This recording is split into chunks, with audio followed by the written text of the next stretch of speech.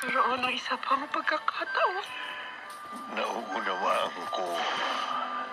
Clara, makiusap ka sa Diyos. Wawa. Humingi ka ng isa pang pagkakataon, anak. Gusto kong makita na maging maayos ang buhay mo. Gusto kong makita na maranasan mo na hindi lahat dito sa mundo ay kapaitan at galit. Kailangan mabuhay ka pa, anak. Clara? Clara? Ano nangyayari? Kuya Roman, namumutla si Clara. Parang nahihirapan siya huminga. Tatawagin ko, doktor. Bilisan mo, kuya. Clara! Clara, anak!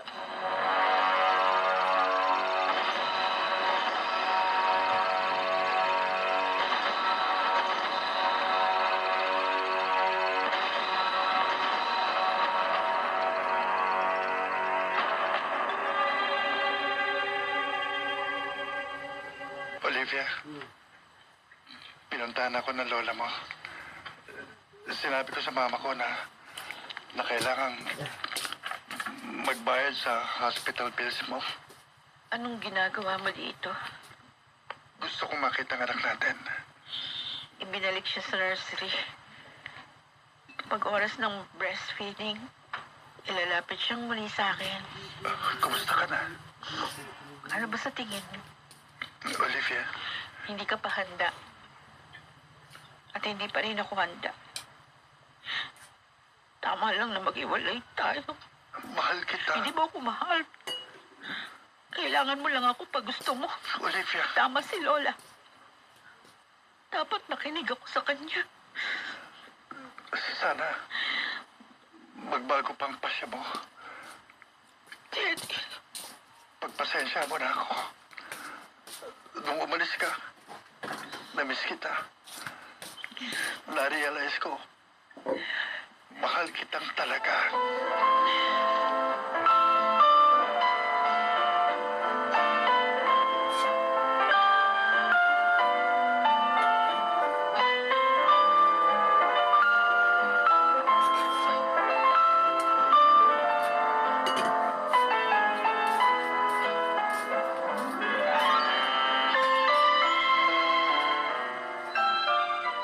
bakit tayo pinalabas ng doktor?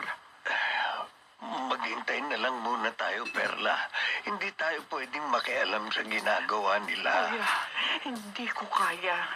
Mawawala si Clara, hindi ko kayang tanggapin na sa ganito matatapos ang lahat para sa akin nag-iisang anak.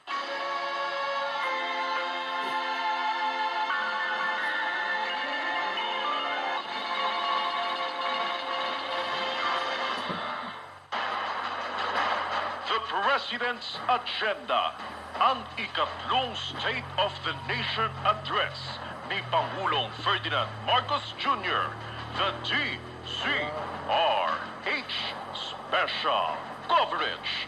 Mapakikinggan sa DZRH Radio, matutunghayan sa DZRH TV at masusundan sa DZRH Online sa darating na Lunes, 22 ng Hulyo, ganap na alas 3 ng hapon. Rumarachada, humahataw. Maagang programa, nagigising sa inyong umaga. Ito ang mas pinalakas na morning prime time ng DZRH. Alas 4 ng umaga, mga panggising na balita sa Magandang Umaga, Pilipinas. Kasama ang Kuya ng Bayan, Kuya Angelo Palmones. Alas 6 ng umaga, hahagupit ang Hataw Tandem. Sina Katunying at Ka-Jerry. Anthony Taberna, Jerry Baha sa Dos por Dos. Pagsapit ng alas 8 ng umaga, pupulsuhan ang Damdaming Bayan ni Nalakay Mayor Deo Macalma kasama si Sister L. tutok na sa morning prime time ng DZRH.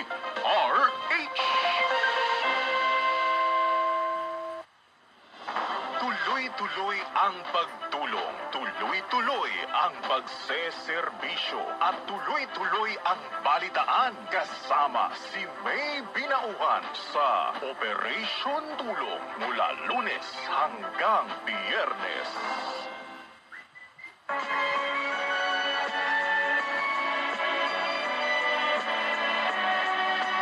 At ngayon, balikan natin ang tampok na kasaysayan sa ating dulang. May pangako ang bukas.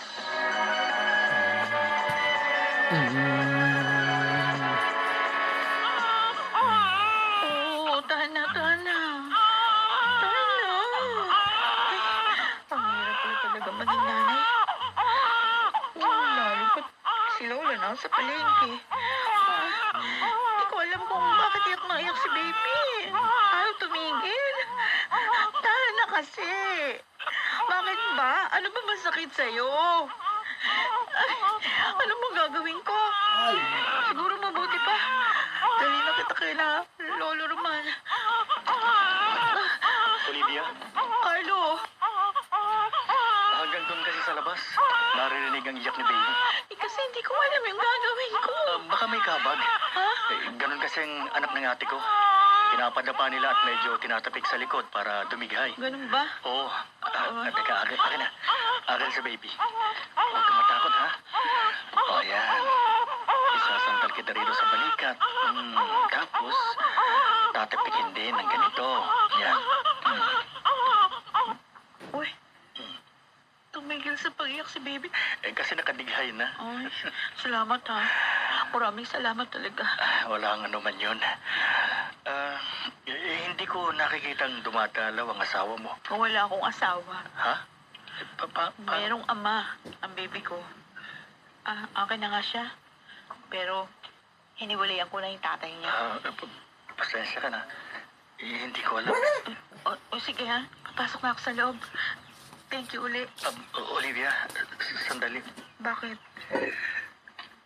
Kung may kailangan ka, nasa bahay lang ako, ha? Hindi ka na tumatambay? Hindi na. Nagninegosyo na ako. Nag-online selling ako. Kumikita na ako. May trabaho na ako. Isang disenteng trabaho.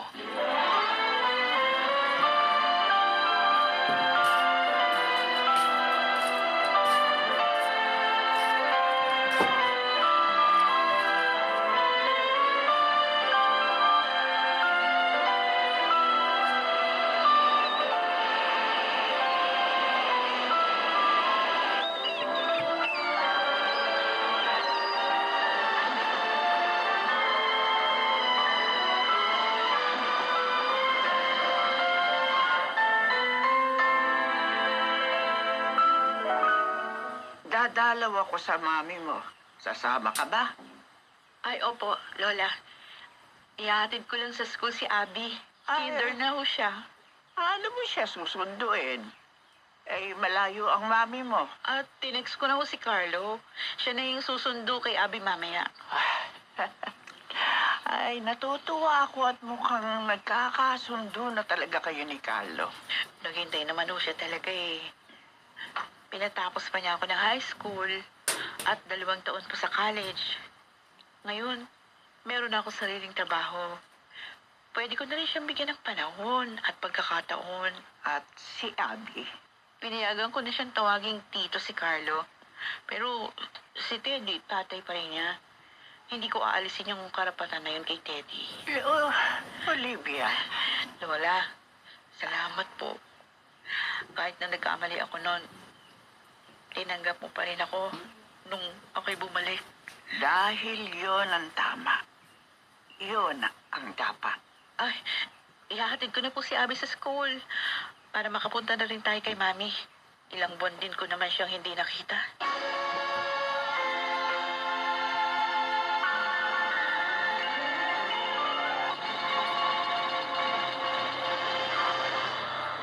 Biogesic. Sa sakit ng ulo, mag-Biogesic agad. Ramdam ang alaga. Most doctor prescribed pa. Biogesic. Hinga. Ang balitang ito ay hatid sa inyo ng ACS Manufacturing. At ngayon, balikan natin ang tampok na kasaysayan sa ating dulang. May pangako ang bukas.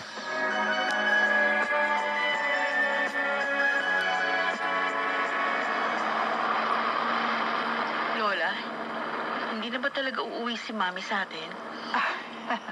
Hindi ko alam, Apo. Pero sa kinaroroonan niya, natitiyak kong natagpuan na niya ang layunin ng buhay niya. Eh, sana nga po. Malaki na ang kanyang pinagbago. Pero, totoo kaya na nakita niya na yung naging buhay niya? Simula pagkabata, nung critical condition siya sa ospital? Walang makapagsasabi kung bakit niya nakita yung mga nakita niya. Ang sabi ng doktor, hallucination ang lahat. Dahil nga doon sa gamot na ibinigay sa kanya. Oh? Pero ako, naniniwala ako ang mga nakita niya ay siyang bumago sa isip at puso niya.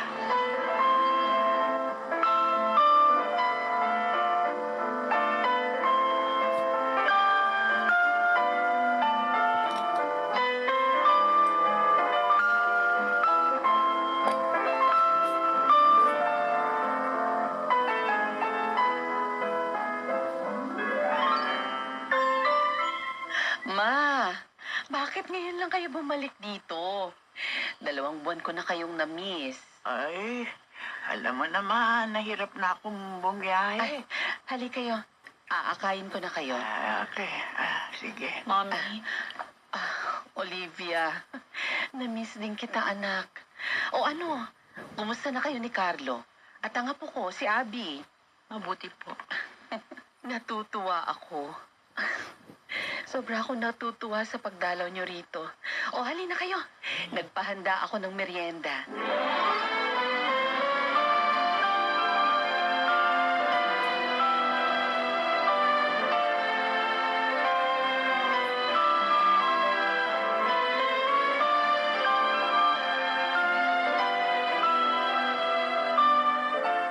Oh, ingat kayo sa paglalakad sa sahig. Ay. Baka madulas si Mama. Bagong apply ng Star Wax, Floor Wax yan. Pinagamit namin sa mga volunteer dito sa rehab center. Ay, kaya pala ang linis. At saka ang bango. Oo, anak. Siya nga pala, ang social worker na tumulong sa atin para makabayad tayo sa ospital nung na-confine ako. Siya rin ang kasama ko ngayon dito sa rehab center. Kasama siya sa mga social workers na tumutulong patakbuhin itong center. Aba, di mabuti naman, anak. At isa rin akong counselor dito, Ma. Kaya pala dinaanan ko ang mapapait na karanasang yun para maging effective counselor ako. Kalaki na nga ng ipinagbago mo, Clara. Binigyan ako ng isa pang chance ng Diyos para ituwid ang buhay ko. At hindi ko yun sasayangin. Dahil ang unang-unang dahilan kung bakit ako nabuhay pa ay nung manalangin ka para sa akin, Ma. Clara? Narinig kita. Kahit comatose ako noon sa ospital, narinig kong sinabi mong mahal mo ako at gusto mo pa ako mabuhay. Dahil totoong mahal kita. Salamat. Salamat, Mama. Hindi nga pala tayo isinumpa, kundi binigyan ng buhay. Isang buhay na nasa ating mga kamay kung sisirain natin o gagamitin sa mabuti. Nagkamali ka man, anak. Naitwid mo na ang lahat. Pati si Olivia nakabalik sa pag-aaral. At ngayon may maayos na relasyon kay Carlo. Salamat, Ma. Hindi ka sumuko. kahit naging suwail ako. Dahil sa'yo, naiintindihan ko kung paano nga ba maging isang ina. Hindi ito natatapos sa pagpapalaki o sa pagpapaaral. Ito'y panghabang buhay. At kahit magkaroon ng sariling pamilya ang isang anak, hindi natatapos ang pagiging ina. Hanggat may hininga tayo, mananatili tayong ina na umuunawa at nagmamahal. Dahil may pangako ang bukas.